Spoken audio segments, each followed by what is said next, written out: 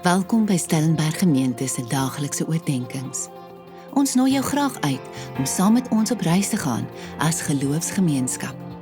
Nader aan God, nader aan mekaar, om 'n verskil te maak in die wêreld en om voortdurend te vernuwe.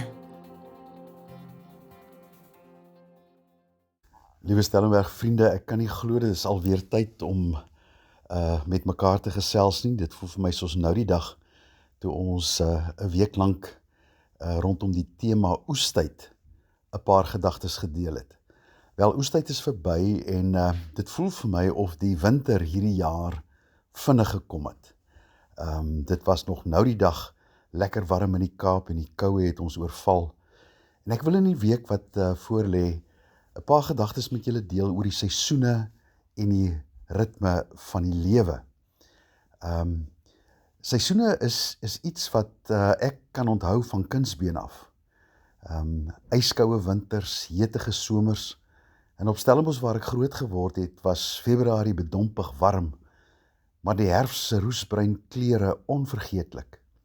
Die lente se helder liggroen blare en die pink bloeisels aan die vrugtebome het dit uitgeroep as die somer aan die kom was. Ja, al het dit dikwels op die 1 September in die Kaap gereën.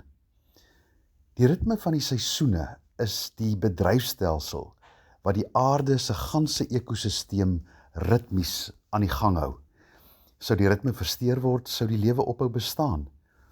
Alvin Toffler het in sy bekende Future Shock daarop gewys dat die wêreld al vinniger beweeg en dat dit veral twee dinge tot gevolg het.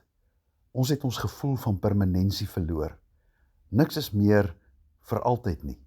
Ons gooi dinge vinnig weg, ook ons verhoudinge. Terselfdertyd het ons aangeleerde verwagting van hoe lank dinge moet duur verander. Ons verwag dat dinge al vinniger moet gebeur. Ons raak dan vinniger ongeduldig wanneer dinge nie so vinnig neem soos wat ons dink dit moet neem nie. En dit geld veral in toue by kitskosrestaurante en by binnelandse sake. Die seisoene mag soms met 'n paar weke wissel, maar oor die eeue heen het dit tog konstant gebly. Al 4 seisoene kom en gaan binne 'n vaste siklus van 365 dae. Dit is deel van die veilige ritme van God se genade. Prediker 3 staan daar, elke ding het sy vaste tyd. Daar's 'n tyd om te plant, 'n tyd om plante uit te trek. Elke ding het sy vaste tyd.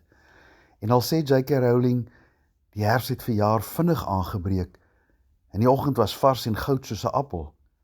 En al het die winter verjaar vinnig gekom, weet ons dat ons binne die veilige ruimte en ritme van God se genade leef. Niks is permanent nie. Ook as slegte tye kom, sal die goeie weer aanbreek. Mag julle hierdie winterseisoen as goed beleef, maar mag julle ook die ritme van God se veilige genade intens in hierdie dae beleef.